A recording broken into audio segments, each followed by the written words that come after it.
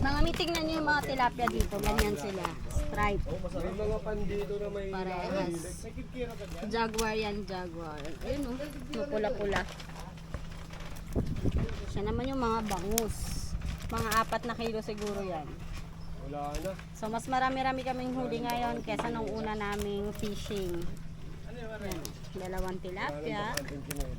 Ganda nitong tilapia oh. Yan.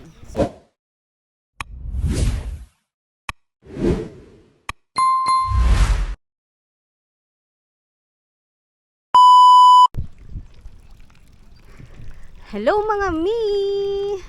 So, nandito na naman tayo ngayon sa Tagalag. Another fishing vlog! Let's go! Mga mi! So, ngayon, mag-fishing ulit tayo. Parang second time na namin to na mag-fishing dito sa Valenzuela, sa Tagalag.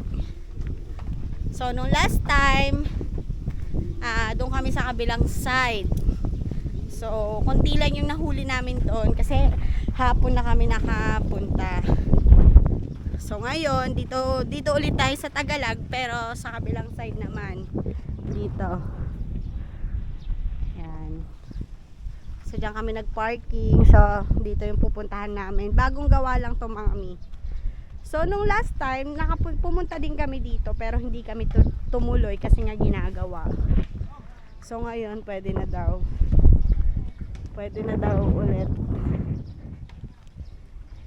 So, una na yung mga kasama namin. Kanina pa sila ditong umaga. So, may mga huli na daw sila. May mga huli na daw sila pero konti lang daw yung huli nilang tilapia dito. More on bangus. Kasi nung last time dun sa pinuntahan namin, puro tilapia naman. Konti lang yung, isang bangus lang yung nahuli namin. Hello. Hello. So let's go mga mi. Excited na ako.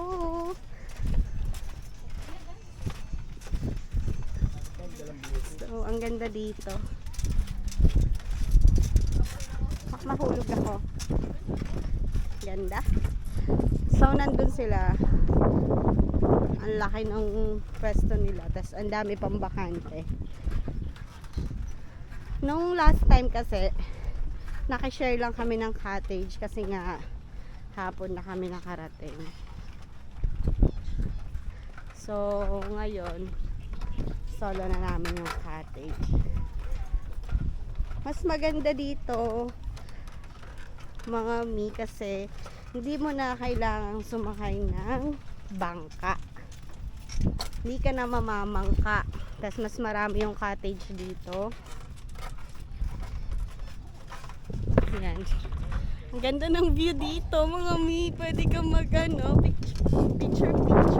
Ayan o. Ang ganda. Yun ang kinaganda dito. Hindi mo na kailangang magbangka. Kasi ang ganda ng daan nila mula from doon. Meron silang parang bridge. So, ayun na yung mga kasama ko. Anong pangalan dito? Ano lang? Three Kings. Three Kings. Itong fish pond mismo. Three Kings Tagalag daw itong mga mi. So, ang ganda dito, tingnan mo naman ginagawa pa, hindi pa tapos. So, yan. Ang ganda dito, mahangin, mga mi, masarap mag-fishing dito. Kasama nga namin ng aming Lily. Lily? Lily? Yan. Sus. At ang kumpare kong ay, tumalon. So yun yung maganda dito mga mi, hindi mo na kailangan magbangka unlike dun sa mga ibang fish pond dito. Yung pinuntahan namin yung pinuntahan namin last time, kailangan pang sumakay ng bangka bago ka makarating. Pero more on bangus dito. Ang sarap ng hangin dito. Ayan may mga puno puno pa ng nyog. Tapos isang malaking area na yan, meron pang isang maliit na kubo-kubo dito, padugtong. Di pa tapos ginagawa.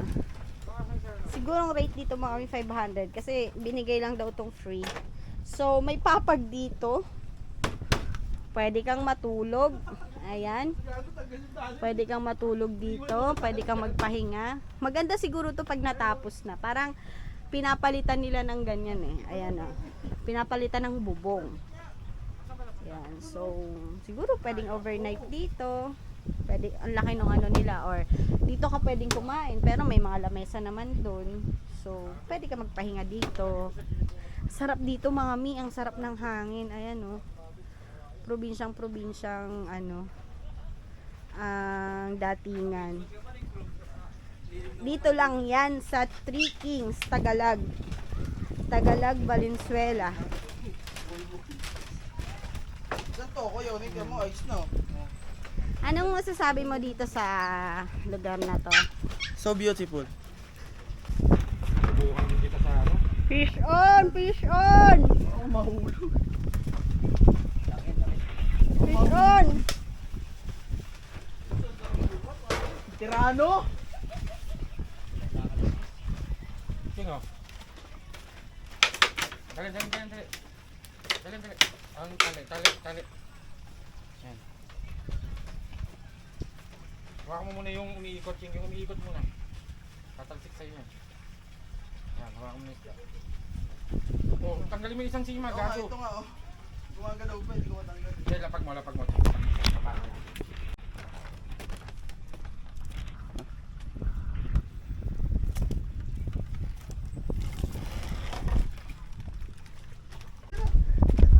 Fish on! Sigaw ka! Fish on! Fish on! Sus! Puro ka naman ganyan! Sabi mo pa, dalawa. Gi! Uy! Nice! Uy! Nice! Woohoo!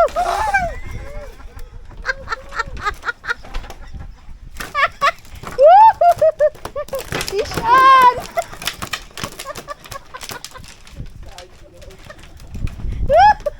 Wala na isa. Kunin natin mga mi. Kunin mo. Ay! Napakan mo, mare. Baka dito malun. Huwag kawawa. Fish on! Mami, fish on! Mami, fish on! Pumapalag pa mga mi. Tama, may kumagat talaga. Oh, pa nga nakapukod sa ganito. Ang laki ng chin, pakita mo. Ang galing, kiss! Kiss! Ang lansa? Oh, fish on mga mi. Nice, bangus. Maganda. Ako na magsusunod. Yeah! Di ba? Ang ganda ng ano. Ano na? Ito yung pound sa atin. Ano na? Hindi ko pa dyan ito. Hoy, daming dugo.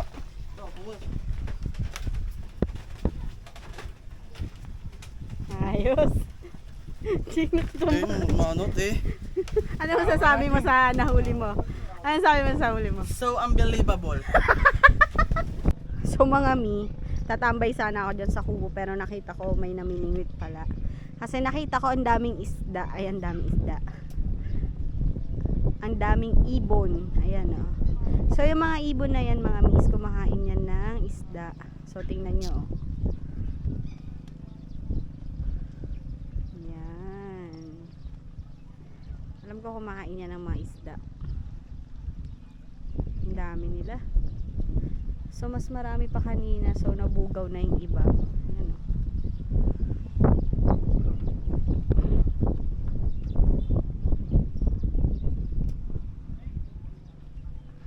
So 1 PM na ng hapon mga mi. So marami-rami na rin kaming nahuli. Siguro mga 3 kilo na yon. Pero yung tilapia na nahuli namin is 2 pa lang. So ito, bakante tong kubo na to. So doon kami. Ang ganda dito. So kung if ever na babalik kami ulit, na mag-fishing, mas gusto ko pa rin dito kasi sobrang relax nung kubo na pinag-stayhan namin ngayon. So sana sa susunod na balik, yan pa rin yung makuha namin. Yan kasi yung pinakamalaking kubo mga mi. So yan. Tapos 1, 2, 3, 4, 5, 6, 7. So may 8 pang mga kubo dito. So mamaya tatanong natin yung rate kung magkano talaga itong kubo na to tsaka yung kubo na pinag-stayhan namin.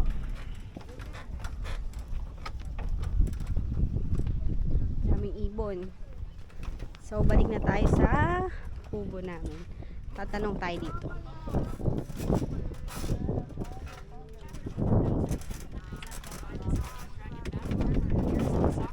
Dami ka ng huli, kuya? Dalawa? Dalawang bangus. Puro bangus. Na oras ka nag-fishing? 9.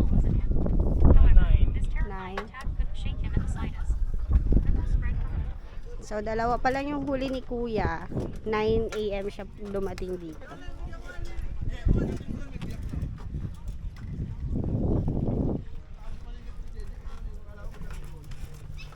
So, sila kuya, may huli din sila, dalawa.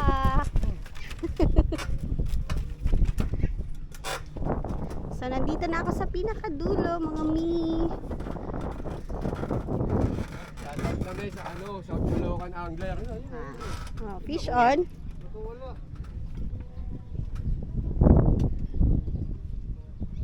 Shoutout South Caloocan Angler. Great pa shout. Shout out daw, mga mi. South Caloocan South Caloocan Angler. Angler.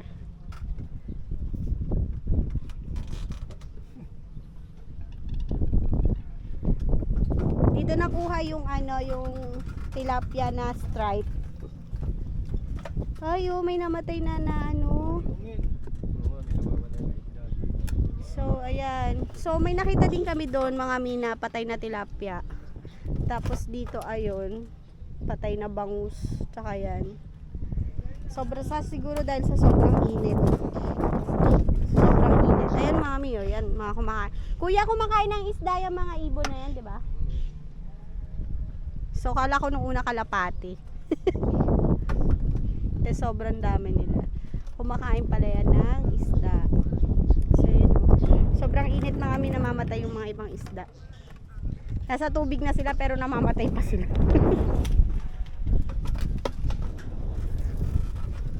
Or baka yan yung mga nahuhuli nila na nakawala tapos nasusugatan. Excuse me lang po. Thank you po. So, pwede rin nga mga mina yung mga nahuhuli nila na nasusugatan tapos nakakawala. Yun yung mga namamatay na isda. So, ang init mami. Pabalik na ako dun sa cottage namin.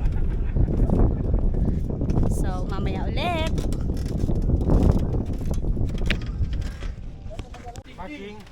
Ching sa'yo nakasabit, Ching. Ching. Kaya lang mahirap tanggalin yan. Yan. Gagamitin ba yung pamangkin, Jay? Fish on! Fish on! Ano na, Nice, nice, nice. Oh. Eh, papapayara mo? Ako maghawak. Tama kayo. Baka Ay, matusok. di, wag tatalsik sa'yo, Mari. Atas ka. Ako. Yung sima, baka maano. Tanggalin mo muna. Meron na ulit kaming na fish on. Na fish. May direct. Ang ganda ng site na nakakuha mo, pare. Go. Yung kain mo lang. Ching, Ching. Bagay mo ulit. Ako. Bigay mo sa akin. Susugal ka lang. Pagkakuha, Ching, bigay mo kay Maring Grace. Yung ano, Tamsi? Kisdada. Ay, doon Mari, doon hawak. Pag pumilgasan, Mari. Ay, wait lang. Wait lang. Wait. Ako na. Wait lang. Lumubog din nga. Kasi doon kumapit tayo. Huy! Lumubog din nga. Love. Tapang ako. Uy, kawawa. Kawawa siya. Na. Last shot mo, nakakuha. Buksan mo yung ano. Saan mo yung basket? Pag ang ulo mawakan, mare. Paano ko ito ililipat? Nakaliskisan. Pag ang ulo, mare ba ako na Lakas niya. Tunay, parang may paturo naman pala kami. Kailan? Kung may na to. Mami, naubos yung kaliskis niya. So, pack up na kami mga mi. We're going home. Ay, mga. We're going home, Nalili.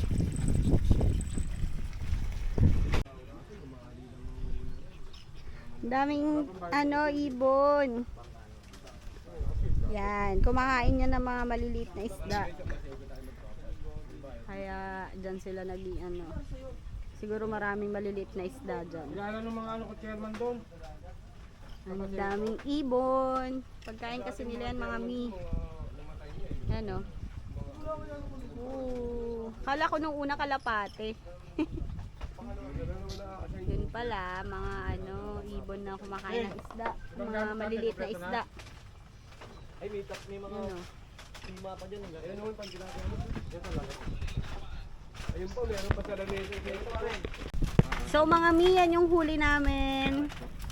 2 tilapia. Tapos siguro mga 3 kilo yung bangus dyan. Ayan, mga 4 na kilo. Pang magdadaing kami bukas. Ayan, idadaing namin yan. Mga 4 na kilo, tapos 2 tilapia. Sa bawaw. Yung huli naman nila. Mga mi, tingnan nyo yung mga tilapia dito. Ganyan sila. Stripe. May mga pandito na may Parehas. Jaguar yan, jaguar. Ayun pula-pula.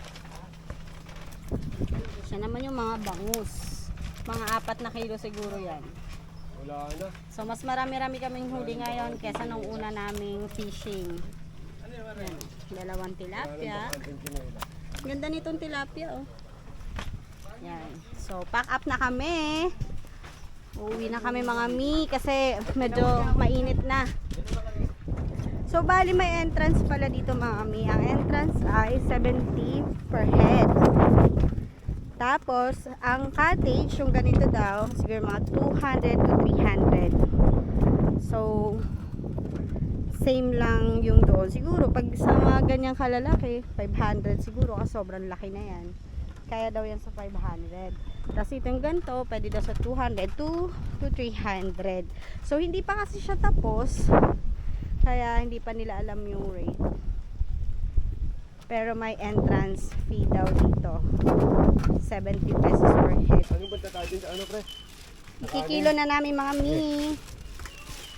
Turo ko tuloy sa yung sa blunudan. Magkano 1 kilo, te? 150 po. 150. 150 daw 1 kilo. Magkano ba 1 kilo sa palengke? Alam. 200 siguro. Mga mi, hindi pala, kilo, hindi pala 3 kings. 150 po. Ang pangalan 150 ng na? fish pond. 3 kids pala mga mi. So, anong tawag niya sa Ito kasi mali-mali ito magsabi mga mi eh.